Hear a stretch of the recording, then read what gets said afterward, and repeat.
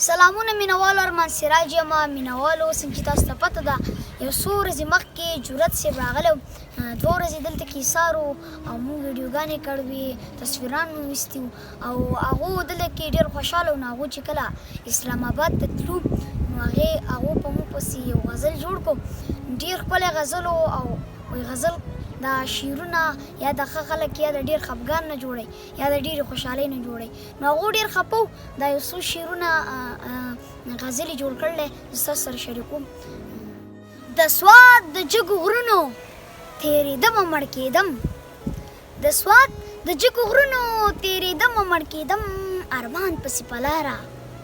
جړېدمه مړ کېدم او دا ستا راته پام نه و دا ستا راته پام نه و چې رخصت دې راکوو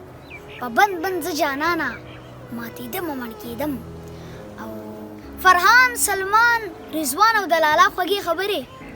فرحان سلمان رضوان او د لالا خوږې خبرې درمان رانه وپاتې دردېدمه مړ کېدم د مقطع شعر دی چې اوږده لارې مې مخکې وه